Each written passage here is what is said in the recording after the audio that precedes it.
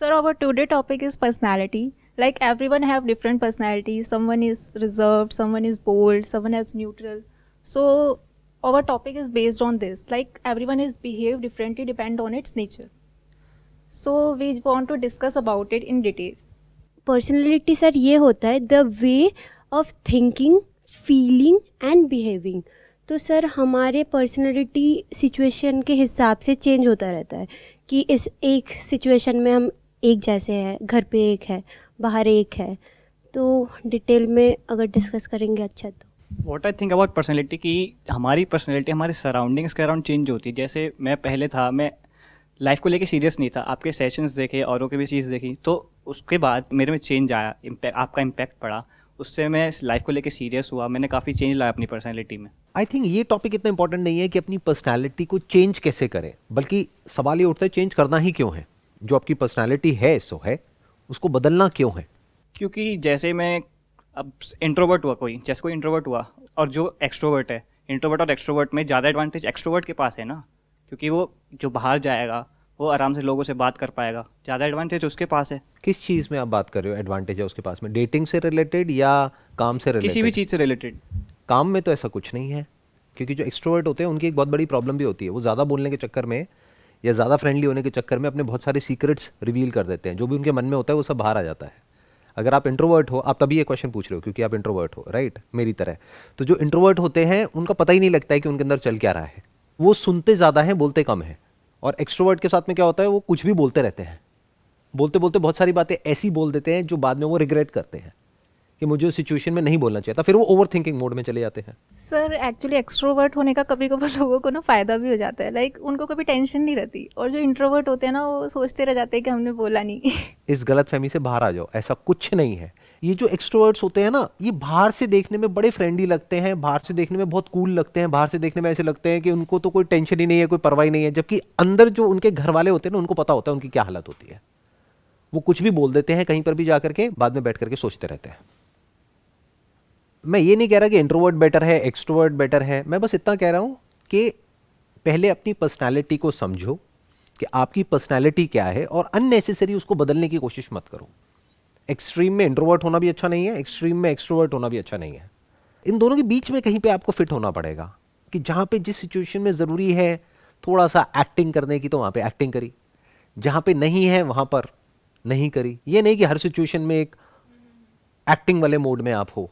So basically we depend over situation ना। Obviously it all depends upon the situation. और question ये important नहीं है, क्योंकि हम बहुत ही सरफेस लेवल पे और बहुत ही बेसिक लेवल पे क्वेश्चनिंग करते हैं।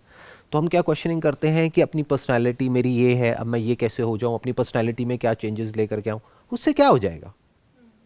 आपको पूछना ये है कि ये जो हमारी पर्सनालिटी है ये बनती कैसे है, व्हाट इज पर्सनालिटी। और हम इसे बेटर कैसे बनाएं।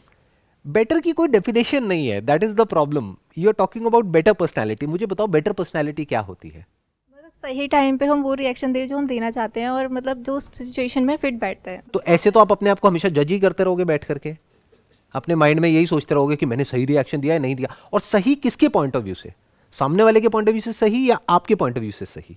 अपने पॉइंट ऑफ व्यू से। प्रॉब्लम क्या होती है, आप अगर उसको जरूरत से ज्यादा जज करने लग जाओगे कि मेरा एक्शन सही है या नहीं है, मेरी पर्सनालिटी इस सिचुएशन में सही है या नहीं है, तो गड़बड़ हो जाएगी। सर मेरे को लगता है जो इंट्रोवर्ट लोग होता है ना, वो दूसरे पर्सन को समझने की ज़्यादा कोशिश करता है रैदर देन उनको समझाने की। खुद का पॉइंट प्रूव करने की कम कोशिश करता है, और जो दूसरे इंसान बोल रहे हैं उसका पॉइंट समझने की कोशिश करता है। तो इन दोनों में कौन सी चीज़ सही है कि हम लोगों को दूसरे को समझना चाहिए या खुद का जो पॉइंट ऑफ व्यू है लाइफ के टूवर्ड्स या वो समझाना चाहिए। दोनों ज़रूरी है ना। देखो यही गड़बड़ हो जाती है, हमें ऐसा लग रहा है कि इन दोनों के बीच में कोई लाइन है। जैसे जिस सोफे पे आप बैठे हो वो येलो कलर का है, ये ग्रीन कलर का है, तो आपको लग रहा है ऐसे ही ये इंट्रोवर्ट है, ये एक्सट्रोवर्ट है। एक्चुअल में ऐसी कोई लाइन नहीं है कि कोई इंसान इंट्रोवर्ट है या वो एक्सट्रोवर्ट है। एक ही इंसान कभी इंट्रोवर्ट होता है, कभी एक्सट्रोवर्ट होता है, डिपेंडिंग अपॉन द सिचुएशन। तो आप किसी पे ठप्पा नहीं लगा सकते कि ये इंसान तो इंट्रोवर्ट ही है, ये इंसान तो एक्सट्रोवर्ट ही है। हाँ, कुछ ऐसे एक्सट्रीम में केसेस होते हैं, बट ऐसे रेयर होते हैं। 99% जो लोग होते हैं वो इन दोनों का मिक्सचर होते हैं। वो ना तो पूरी तरह से एक्सट्रोवर्ट होते हैं, ना पूरी तरह से इंट्रोवर्ट होते हैं। बट ये सब इंपॉर्टेंट नहीं है। इंपॉर्टेंट ये है व्हाट इज पर्सनैलिटी, जिसको हम पर्सनैलिटी कहते हैं वो कैसे बनती है। तो जैसे आपने बोला पर्सनैलिटी कैसे बनती है, उसी के रिगार्डिंग कि जो हमारे सराउंडिंग होता है, जैसा हमारे साथ लोग बिहेव करते हैं या हम जिन चीज़ों को कंज्यूम करते हैं, जिस पॉडकास्ट को, जिस यूट्यूब वीडियो को देखते हैं, उसी के अनुसार हमारी पर्सनैलिटी डेवलप होती है ना। उसी के अकॉर्डिंग आपकी जो पर्सनैलिटी है वो डेवलप होती है, लेकिन ये पर्सनैलिटी भी टाइम के साथ साथ चेंज होती रहती है। फॉर एग्जाम्पल, कोई ऐसी वेब सीरीज देखने लग जाओ जो बहुत ही वायलेंट है, तो आप देखोगे ना चाहते हुए भी आप वायलेंट हो जाओगे, आपकी जो पर्सनैलिटी है वो वायलेंट हो जाएगी, अंदर एक फ्रस्ट्रेशन सी आ जाएगी, आपको पता नहीं लगेगा ये क्या हो रहा है, क्यों हो रहा है। फिर उसके बाद में कोई ऐसी सीरीज देखने लग जाओ जो बहुत ही रोमांटिक है, जैसे कोरियन कुछ शोज हैं, आप लोगों ने देखे हैं? कौन से शोज देखे हैं आपने? उसका हिंदी डबिंग आता है बहुत सारे, हाँ, जैसे हाँ। कि लव एलम। अभी एक आया है recently, crash landing on you, वो देखा है? नहीं वो नहीं देखा। हाँ, मैं देखता हूँ। मैं क्या नहीं देखता, सब कुछ देखता हूँ। मेरे को कई बार ना जब ऐसे क्वेश्चंस आते हैं तो मेरे को बड़ा वो लगता है कि यार ऐसा क्यों मेरे से लोग पूछते हैं कि आप ये करते हो, आप ये हो, आप वो, जैसे आप हो वैसे ही मैं हूँ। नहीं, वो ऐसा इसलिए लगता है ना, हमने आपको पूरी तरह से देखा नहीं है ना, हमने बस आपको स्टेज पे देखा है, जैसा आप वीडियोस में दिखता है, बस वही तो हमें यही पता है ना कि आप वैसे ही हो, कि हम भी वैसे बनने की कोशिश करते हैं। हाँ, तो जैसा मैं वीडियो में हूँ वैसा बनने की कोशिश मत करो। वैसे तो मैं वीडियो में भी जितना हो सके वैसा ही रहता हूँ जैसा मैं एक्चुअल में हूँ, फिर भी कहीं ना कहीं थोड़ा बहुत तो कुछ मिलावट हो ही जाती है। कैमराज लगे हुए हैं, आप लोग बैठे हो, कुछ डिस्कशन हो रहा है, हम पहली बार मिले हैं, तो थोड़ा बहुत तो कहीं ना कहीं पर्सनालिटी में चेंज आ ही जाता है। जैसा मैं अपने घर में हूँ, अपनी फैमिली के साथ में हूँ, वैसा आपके साथ में नहीं हो सकता। बट समझने वाली बात क्या है यहाँ पर, जैसे आप हो वैसा ही मैं हूँ, वैसे ही सब है। कभी अपने माइंड में ये मत इमेजिन करने लग जाना कि वो इंसान तो अलग है हम सब से, या उसमें कुछ खास है, उसमें ये है, उसमें वो है। अरे कुछ नहीं है। पहले समझो कि ये पर्सनालिटी क्या होती है, ये कैसे बदलती है, और इसको कैसे आप एक स्ट्रक्चर में फिट नहीं कर सकते हो। यानी ये नहीं कह सकते हो कि मेरी पर्सनालिटी ऐसी है, क्योंकि आपकी पर्सनालिटी भी दिन के अलग अलग टाइम पे अलग अलग होती है, अलग अलग दिन अलग अलग होती है, हर रोज बदलती है, हर सिचुएशन में बदलती है। तो पर्सनालिटी अगर होनी ही है तो ऐसी होनी चाहिए, यानी डायनामिक होनी चाहिए। मतलब हमें एक सेम पैटर्न फॉलो नहीं करना, हमें बिल्कुल नहीं करना चाहिए। Same pattern is boring. देखो अपने अंदर झांक करके कि किस तरीके से चीजें बदल जाती हैं। जो भी आप खुद को समझते हो कि मैं तो ऐसी हूं, कुछ ऐसा कंज्यूम करने लग जाओ, कुछ ऐसा कंटेंट जो आपकी उस पर्सनालिटी से दूर दूर तक मैच नहीं होता है, एकदम से आप देखोगे सब बदल गया। तो पहले पर्सनालिटी के इस पूरे के पूरे स्ट्रक्चर को समझो। पर्सनालिटी के सेंटर में क्या है? Person. What is a person? आप जिसको भी पर्सन कहते हो वो पर्सन क्या है? एक है एक्सटर्नली, एक है इंटरनली। दोनों पर्सनालिटी का पार्ट है, आउटर एंड इनर। आउटर मतलब क्या? बाहर से आपकी लुक्स कैसी है, कैसे आप अपने आप को प्रेजेंट करते हो, कैसे बोलते हो, कैसे उठते हो, कैसे बैठते हो, आपकी बॉडी लैंग्वेज कैसी है, आपकी वे ऑफ ड्रेसिंग कैसी है, ये सब कहाँ है? Outer personality. This is good for creating a first impression. This is good for creating something pleasing. मतलब अब आप यहां पर आ जाओ, बैठे हो और बाल सारे मेसी से हुए पड़े हैं और गंदे से हुए पड़े हो, नहाए नहीं हो कई दिनों से, बदबू आ रही है। मैं ये नहीं कह रहा कि आ रही है, आ सकती है आप लोगों के अंदर से। तो माइंड में मेरे आते ही यहां पे सबसे पहला इंप्रेशन क्या पड़ेगा कि अनकॉन्शियसली मेरा ध्यान उस इंसान की तरफ से एकदम से हट जाएगा। मैंने इधर हाथ किया लेकिन इधर मतलब नहीं है, हाँ, तो उस इंसान की तरफ से मेरा ध्यान एकदम से हट जाएगा, मेरा ध्यान कहीं और रहेगा। आप समझ रहे हो क्या हो रहा है? तो ये जो पर्सनालिटी है, आउटर, ये भी इंपॉर्टेंट है, इनर भी इंपॉर्टेंट है। इनर लॉन्ग टर्म में आप क्या करने वाले हो, क्या अचीव करने वाले हो, आपकी रिलेशनशिप कैसे होने वाली है, वो इनर पे बहुत मैटर करने वाला है। शॉर्ट टर्म में जो अट्रैक्शन है, फर्स्ट इंप्रेशन है, वो सब आउटर पे डिपेंड करता है। बट ये इनर पर्सनालिटी क्या है उसको समझना जरूरी है। लाइफ में सबसे इंपॉर्टेंट ये है। अगर इसको आप समझ जाते हो ना, जो इनर हमारी पर्सनालिटी है, जो पर्सन है, इनर जो पर्सन है, ये जो पूरा का पूरा हमारा साइकोलॉजिकल स्ट्रक्चर है, इसको आप समझ जाते हो और आपको समझ आ जाता है ये कैसे बदलता है, कब बदलता है, और उसको आप ऑब्जर्व कर पाते हो, देख पाते हो, then you are in for something very very interesting in life. क्योंकि अब आप इसमें जा करके ना स्टक नहीं होगे। नहीं तो लोग क्या है, वहां पर जा करके स्टक हो जाते हैं। मैं ऐसा क्यों सोच रहा हूं, मैंने ऐसा क्यों बोला, मैंने ऐसा क्यों किया, वैसा क्यों किया। अरे हर एक के पीछे एक रूट होता है, वो रूट हमें नजर नहीं आती है। जैसे एक पेड़ होता है, उसकी जड़ें अंदर है ना, नजर नहीं आ रही ना, तो उसकी एक रूट है। वो रूट है कहीं ना कहीं जो भी आपके एक्सपीरियंसेस हैं बचपन से आज तक जो आपने एक्सपीरियंस किया है, उस सब ने मिल करके आपकी पर्सनैलिटी को बनाया है, कॉन्शियस सबकॉन्शियस। स्पेशली जो बचपन में हुआ है आप लोगों के साथ में, बचपन में क्या आपके माँ बाप ने आपकी बहुत ही अच्छे से केयर करी है, या फिर बहुत ही एग्रेसिव आपने एक माहौल देखा है अपने घर में, ये सब आपकी पर्सनैलिटी को शेप कर रहा है। क्या आपने अपने माँ बाप की लड़ाइयाँ देखी है, क्या उनकी एक अच्छी रिलेशनशिप देखी है, या फिर बस ये देखा है कि सब बेकार है? तो ये सब आपकी पर्सनैलिटी का हिस्सा है, बट ये सब अनकॉन्शियस लेवल पर है, जिसको सबकॉन्शियस भी बोलते हैं।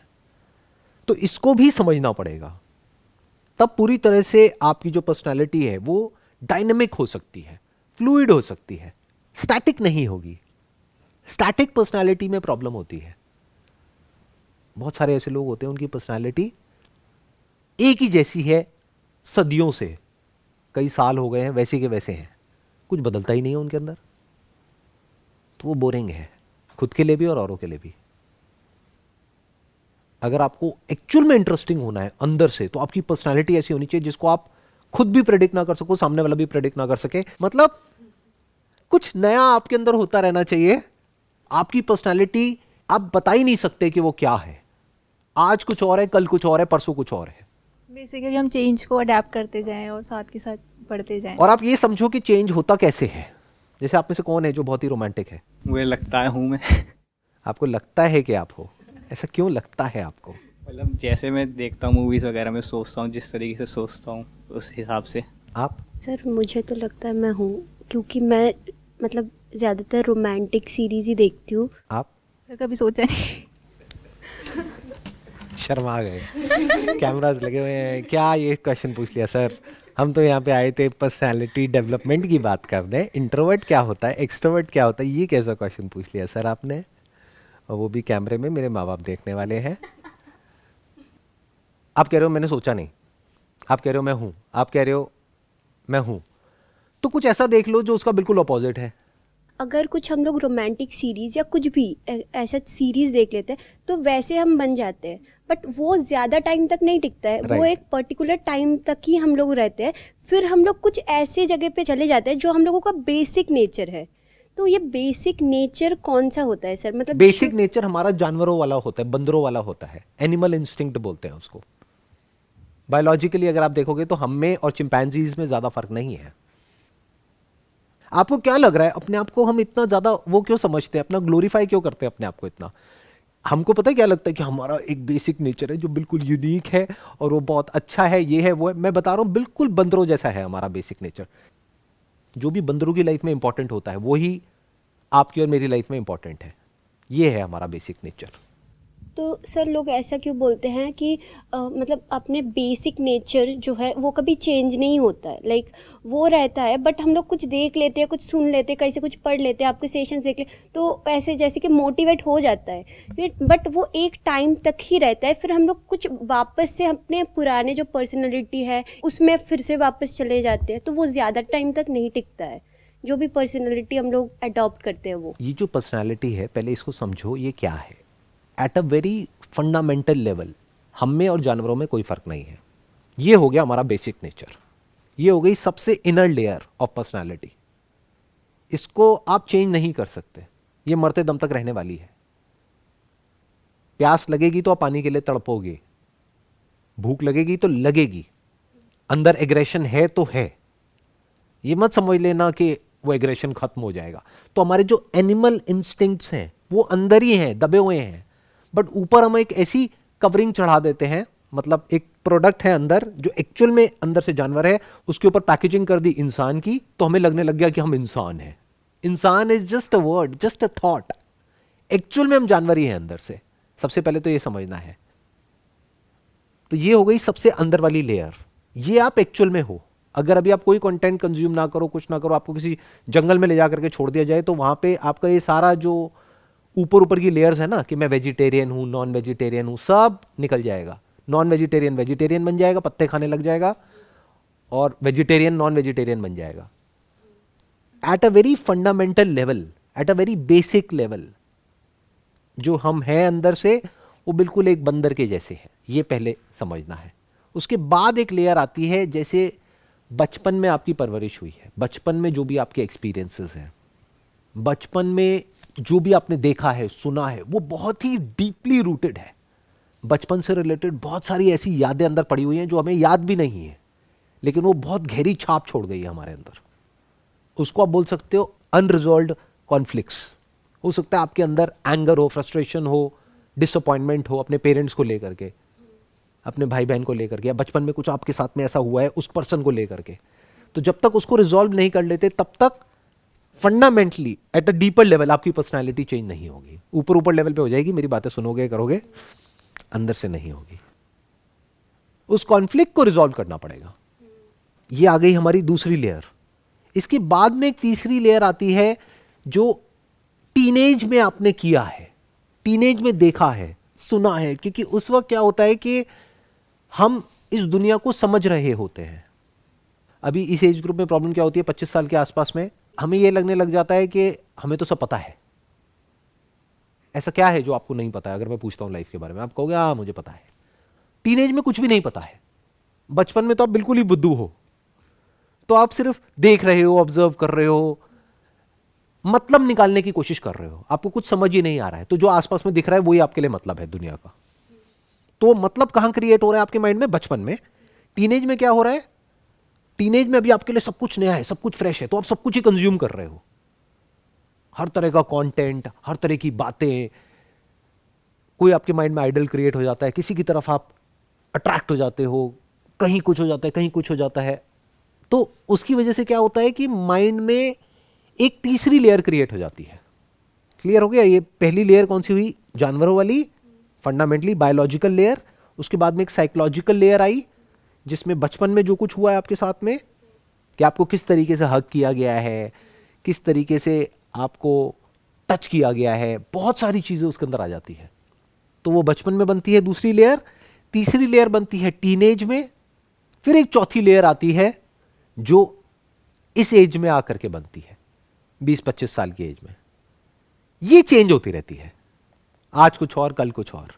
बट फंडामेंटली वो जो 3 लेयर जिसकी मैं बात कर रहा हूं वो नहीं बदलती है।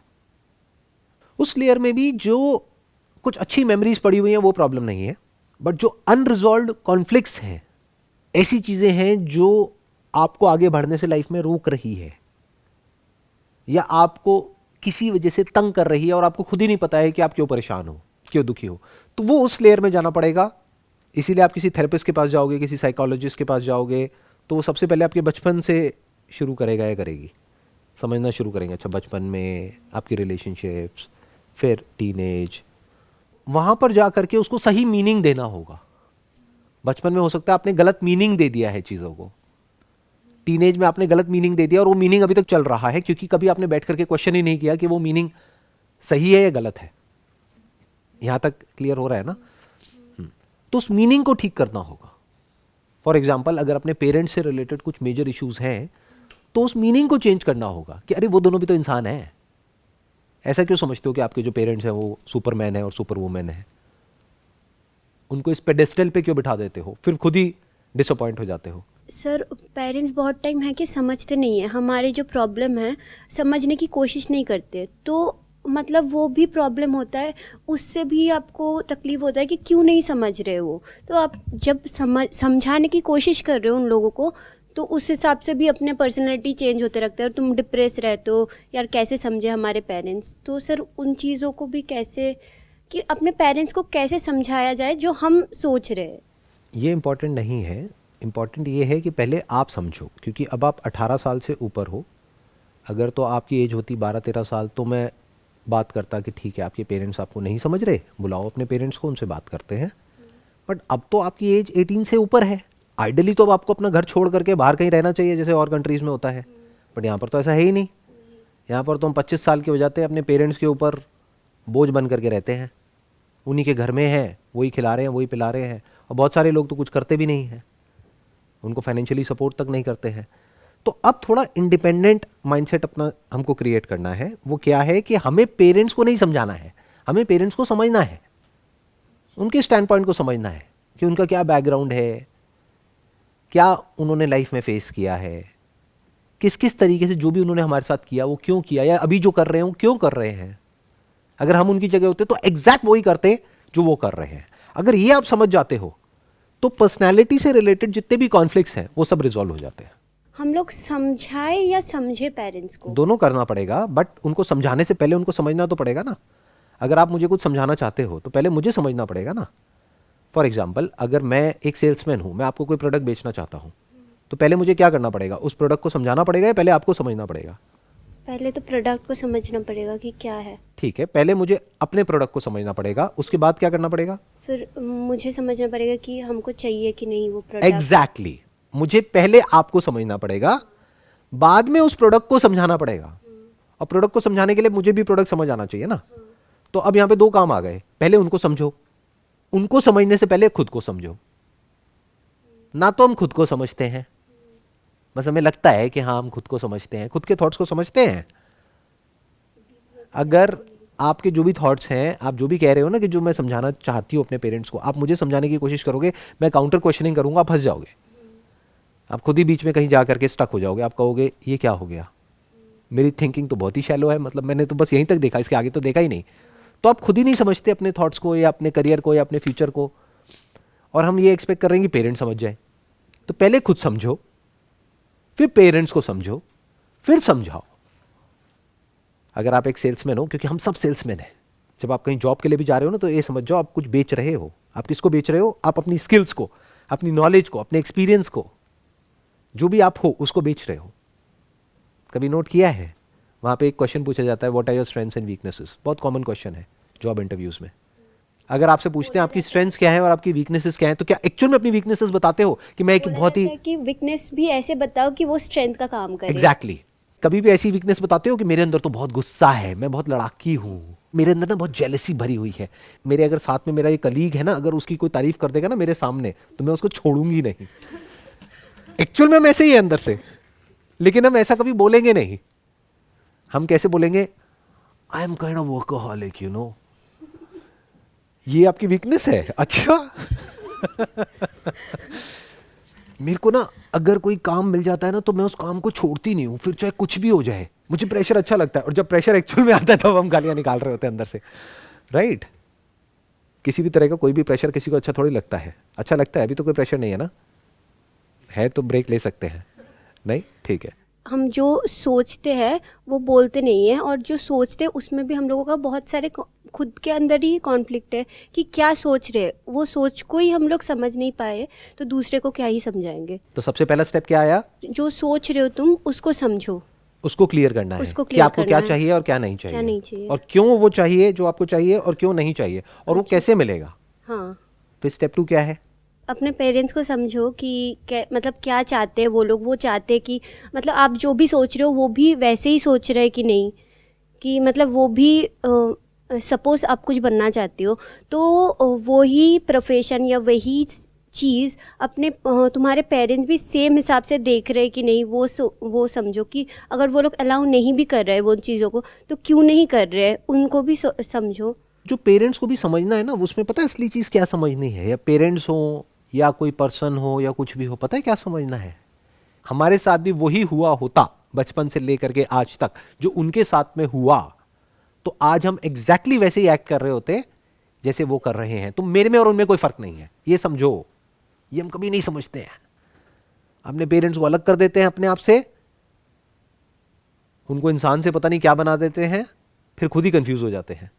सर आपने जो बोला था ना कि साइकोलॉजिकल लेवल पे जो हमारी लेयर होती है, जो बचपन से हमारे साथ जो भी हुआ होता है, कन्फ्लिक्ट्स होते हैं या फिर कुछ भी हुआ होता है, उसका असर हमारे अभी तक रहता है, मतलब लाइफ टाइम तक रहता है। तो उन इश्यूज़ को हम रिजॉल्व कैसे कर सकते हैं ताकि हम लाइफ में एक अच्छी पर्सनैलिटी और अपने आप को आगे बढ़ा सकें?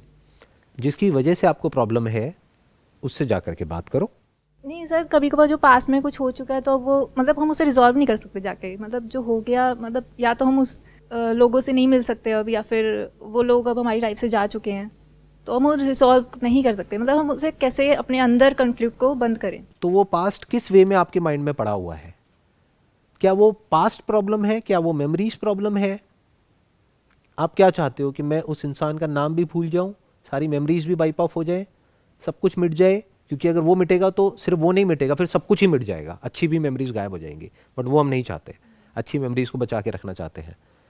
तो एक्चुअल में प्रॉब्लम क्या है कि वो जो खराब मेमोरीज हैं उसको जो आपने मीनिंग दिया हुआ है, वो आपकी पर्सनालिटी में प्रॉब्लम्स क्रिएट कर रही है। उस मीनिंग को अगर आप चेंज कर देते हो, और वो भी चेंज नहीं करना है, उस मीनिंग को ठीक करना है। एक होता है चेंज करना कि नहीं मैं उसको फॉरगिव कर दूंगा, मैं उसको फॉरगिव कर दूंगी। ऐसे कैसे कर दोगे फॉरगिव? मीनिंग को चेंज करो कि भाई उसने जो किया वो गलत किया, लेकिन मैं उसकी जगह होती या उनकी जगह होती तो मैं भी एग्जैक्ट वही करती जो उन्होंने किया, तो मीनिंग चेंज हो जाता है। फॉर एग्जाम्पल, कभी किसी ऐसी जगह पे गए हो जहां पे बहुत बंदर होते हैं, वैष्णो देवी में होते हैं ना, अगर वो बंदर कुछ अजीब आपके साथ में कर देते हैं तो क्या करते हो? जिंदगी भर बैठ करके सोचते रहते हो कि उस बंदर ने मेरे साथ में ऐसा क्यों किया, मैं बदला लूंगी उससे, जाकर के उसको छोड़ूंगी नहीं, उसने मुझे काटा तो मैं उसको काटूंगी, मेरा ये सामान लेकर के क्यों भाग गया वो बंदर, कहां है वो बंदर? ऐसा कुछ करते हो? क्यों नहीं करते? सर उसका बेसिक नेचर है, उसका काम यही है करना, मतलब तो इंसानों का काम क्या है? इंसानों का बेसिक नेचर बंदर के जैसा नहीं है क्या? इस बात को हम समझ क्यों नहीं पाते हैं? इंसान भी तो अंदर से बंदर ही है। तो इंसानों को बंदरों की तरह देखो तो आपकी 99.99% प्रॉब्लम सॉल्व हो जाएगी। और ये कोई इल्यूजन नहीं है, ये कोई पेपटॉक नहीं है जो मैं आपको दे रहा हूं, ये फैक्ट है। बायोलॉजिकली, साइकोलॉजिकली अगर इंसान को आप ध्यान से समझोगे, खुद को अगर आप ध्यान से समझते हो, तो अपने में और एक बंदर में ज्यादा फर्क नहीं पाओगे। बस हमने कपड़े पहने हुए हैं, थोड़ा सा बाहर से ऐसे दिखा रहे हैं कि हम कुछ अलग हैं, बट फंडामेंटली सब बंदर है। ये वर्ड मैं इसलिए यूज कर रहा हूं क्योंकि ये बहुत ही ऐसा वर्ड है जिसको सुन करके हमको हंसी आती है। तो अगर आप इस सच को देख लेते हो कि जो भी आपके बड़े हैं, छोटे हैं, रिलेटिव्स हैं, फ्रेंड्स हैं, ये है वो है, सब बंदर हैं। आपने कहा ना वैष्णो देवी में आपने बंदर देखे, तो इमेजिन कर लो कि आप यहीं बैठे हो और आपके चारों तरफ बंदर है, तो हंसी आएगी, तो हंसते खेलते रहोगे लाइफ में, सारे कॉन्फ्लिक्ट्स एक झटके में रिजॉल्व हो गए। अब बंदरों ने क्या किया क्या नहीं किया उससे क्या फर्क पड़ता है? और सिर्फ वो बंदर नहीं है, कहीं अपने आप को ये मत समझने लग जाना कि मैं उन बंदरों की भगवान हूं, आप भी बंदर हो। इसलिए आए थे इस सेशन में।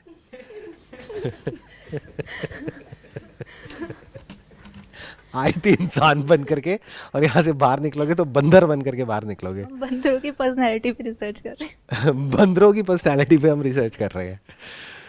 अरे इंसान बंदर ही है, इस बात को बारीकी से ऑब्जर्व कर लो। बाहर से वो जो नौटंकी कर रहा है या कर रही है ना, अगर उसको हटा करके आप एक्चुअल में उसको देखोगे तो आपको नजर आ जाएगा एक्चुअल में क्या खेल चल रहा है।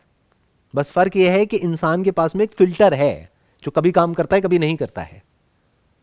वो फिल्टर क्या है? जैसे बंदर को जहां पे सुसु आती है वो वहीं पे कर देता है। हमारे पास में एक चॉइस है, अब आप यहां थोड़ी करोगे, बचपन में कर देते, तो बचपन में वो फिल्टर नहीं था, अब एक फिल्टर आ गया है। अब वो फिल्टर कभी काम करता है कभी नहीं करता, वो पूरी तरह से रिलायबल नहीं है। तो इस गलत फहमी में मत रहना कि किसी के पास में एक ऐसा फिल्टर है जो हर सिचुएशन में काम करता है। सो जब इस तरह से आप समझते हो तो आपके सारे जो ये डीपर कॉन्फ्लिक्ट्स हैं अनकॉन्शियस लेवल पे, वो रिजॉल्व हो जाते हैं बहुत ही आसानी से। उसको रिजॉल्व करने के दो तरीके, एक है आप किसी थेरेपिस्ट के पास में जाओ, वो एक एक करके उन लेयर्स को देखेगा, करेगा ये वो। एक है कि एक झटके में इस पूरे के पूरे स्ट्रक्चर से बाहर निकल आओ। ये जो बचपन का और टीनेज का पूरा बैगेज है ना, कि उसने मुझे धोखा दे दिया, उसने उसके लिए मुझे छोड़ दिया, अरे वो बंदर है, वो बंदरिया है, क्या फर्क पड़ रहा है? क्यों इतना सेंटी हो रहे हो? आगे बढ़ो लाइफ में और किसी बंदरिया को देखो। उसको देखने से पहले खुद शीशा देखो। आज रात को आपको बंदरों के सपने आएंगे। तो आज हमने जो भी कुछ किया इस ब्रेनस्टॉर्मिंग सेशन में, अगर उसको सम अप करना हो तो वो क्या होगा कि हमारी फंडामेंटली जो एक लेयर है, जो बेसिक नेचर जिसकी आप बात कर रहे थे, बेसिक पर्सनैलिटी हमारी जो है वो एक जानवर वाली है एट अ बायोलॉजिकल लेवल। उसको आप चेंज नहीं कर सकते। उसके ऊपर एक फिल्टर है जो कभी काम करता है कभी नहीं करता है। मैं सबकी बात कर रहा हूं, चाहे आप इंडियन हो, चाहे अमेरिकन हो, चाहे यूरोपियन हो, व्हाटएवर इट इज, मैं सबकी बात कर रहा हूं, इंसानियत की बात कर रहा हूं। उसके ऊपर एक लेयर है जो बचपन में आपके साथ में हुआ है, टीनेज में हुआ है, वो प्रॉब्लम नहीं है। वहां पे जो ट्रॉमाज हैं वो प्रॉब्लम है ना, वहां पे जो हर्ट है वो प्रॉब्लम है ना, वहां पे जो गिल्ट है वो प्रॉब्लम है ना। तो गिल्ट किससे रिलेटेड होती है? खुद से रिलेटेड। हर्ट होती है औरों से रिलेटेड। तो आप भी बंदर, वो भी बंदर, वो भी खत्म हुआ। बंदर गाली तो नहीं लग रही ना, मतलब हाँ ठीक है, मतलब अच्छा प्यारा वर्ड है ना, आसान लग रहा है सब कुछ। आसान लग रहा है। हाँ, मैं वही कोशिश कर रहा हूँ कि कितना आसान बना दिया जाए इस पूरे के पूरे स्ट्रक्चर को, जो बहुत कॉम्प्लिकेटेड लगता है। अगर आप कुछ साइकोलॉजी की बुक्स पढ़ोगे, मैंने काफ़ी पढ़ी हैं, तो जब वो पढ़ोगे तो वो बहुत कॉम्प्लिकेटेड हो जाएगा। यही बात जो मैं कह रहा हूँ उसको कहने के लिए उनको 500 पेजेस लगेंगे, तो मैं 5 वर्ड्स के अंदर अंदर, 5 वर्ड भी क्या, 1 वर्ड के अंदर अंदर बोल रहा हूँ, बंदर, बस खत्म। तो यहाँ पे आपकी बहुत सारी प्रॉब्लम सॉल्व हो जाती है। जैसे इस सच को आप देख लेते हो। अच्छा, बंदर के बच्चे कौन होते हैं? बंदर के माँ बाप कौन होते हैं? बंदर के भाई बहन कौन होते हैं? बंदर की बीवी कौन होती है? नहीं, बंदरिया। हाँ, बंदर का फ्यूचर कैसा होगा?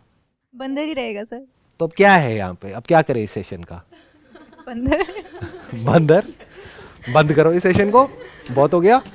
ठीक है, तो ऐसे ही समझो चीज़ों को। जब ऐसे समझ लेते हो तो आपको समझ आ जाता है कि ये जो चाइल्डहुड से रिलेटेड जो भी जो सिचुएशंस आपके माइंड में बैठी है ना, उसको इस तरीके से समझो, टीनेज से रिलेटेड इस तरीके से समझो, और वहां से फ्री हो जाओ। तो आप पास्ट से फ्री हो गए, अब क्या बचा रह गया? प्रेजेंट।